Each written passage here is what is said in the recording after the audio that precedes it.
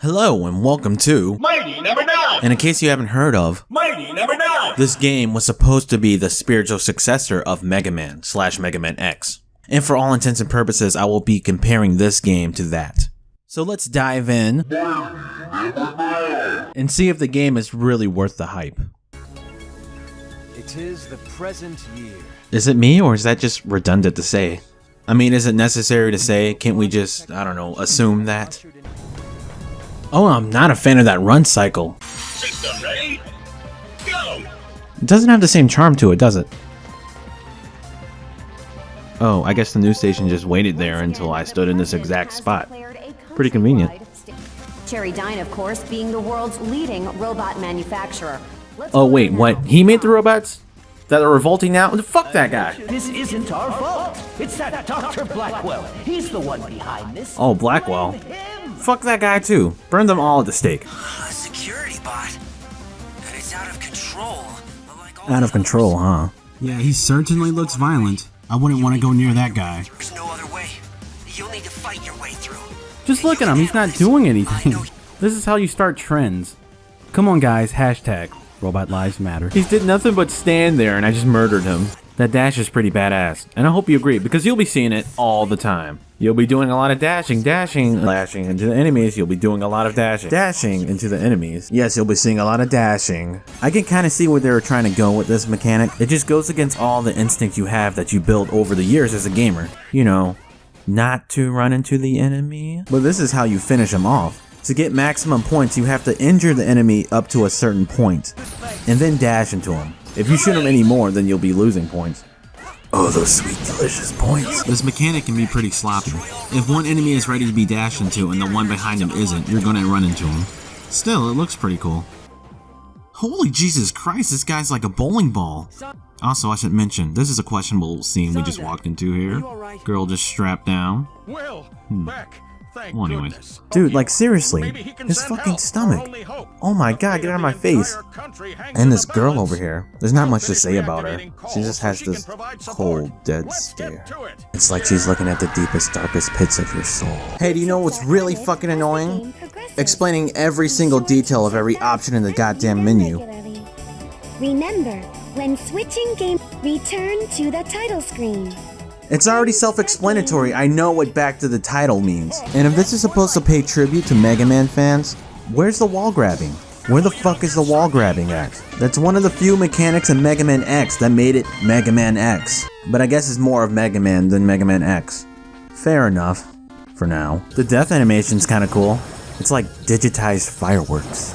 The world must burn! That's a pretty high goal there. Are you sure you want to aim just a little bit lower? You know, start with the city at least? Maybe a house or two, a car? You have to start somewhere, you know. I like how they give you like a little height and weight statistic. And it's like, what the fuck does that mean? There's no unit of measurement. I have no idea how much that is. Quick question, how do you get 9 robots to be their own interesting character? Give them each their own personal trait and stick with it, of course. I'm gonna sum each of them up right now real quick, ready? Brrr. Kid, little punk ass bitch. The mindless big guy, drill sergeant. Obnoxious as fuck, please shut the fuck up, seriously. Wait, I've seen these before. Come on, little doggy. And a boss ass bitch. I just realized this, Dr. White, Dr. Light. You may lose our communication link. Oh, that is some bullshit. Something I don't totally get is that in the Mega Man games, you defeat the enemies, you destroy them and absorb their powers, and then you have their powers to use at your will. But on this, you don't destroy them, you turn them back good. But you still have their powers. So, I mean, what the fuck is the deal with that? Holy shit, he's typing his computer sideways with one hand. That's pretty impressive. Go myself to the prison? That's a great performance. I can certainly see the fear in his eyes. Time for some plot twist. Surprise, the bad guy isn't really the bad guy. Surprise, William White is really Bill Blackwell. Surprise, there's father and son, I guess. So dramatic! Then we get to this boss fight that eerily reminds me of the Yellow Devil. An intentional design choice, I'm sure. He's got a little blue cup thong thing where his dick should be at. Holy fuck, is that the end? Well, these credits can't be that long, can they? Oh my god! I know I'm a little late on this, but I wanted to play this game because of what I've heard. And let me tell you the things I've heard, this game's a piece of fucking shit, it's the worst thing and does not deserve to live. But I wouldn't say that. I mean, for a spiritual successor, it's quite all not there. Don't get me wrong, I had a lot of fun with this, but only the first playthrough. It lacks the replayability of the original Mega Man games. To me, the game is good, but not great. Too short to compete with any modern game. It has really tight controls, but the art designs are hit and miss. I can completely understand what they tried to do with diverging the mechanics, but we don't just want some clone of Mega Man, but it just doesn't work out, it seems. They don't complement each other. There is a story, but nobody really plays Mega Man for the story, no matter how much they try to shove it in your face in your games. No, this isn't happening! There's no reason for me to go on. What am I fighting for? But it's no different for Mighty No. 9. There is a thing called Conveyance. Egoraptor did a video on it a while back, and it's like one of my favorite videos by him, but I digress.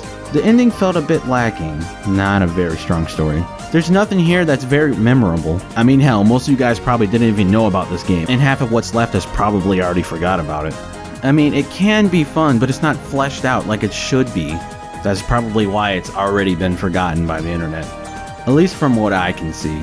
But maybe why the internet hates it so much is because we had such a high standards for these kind of games.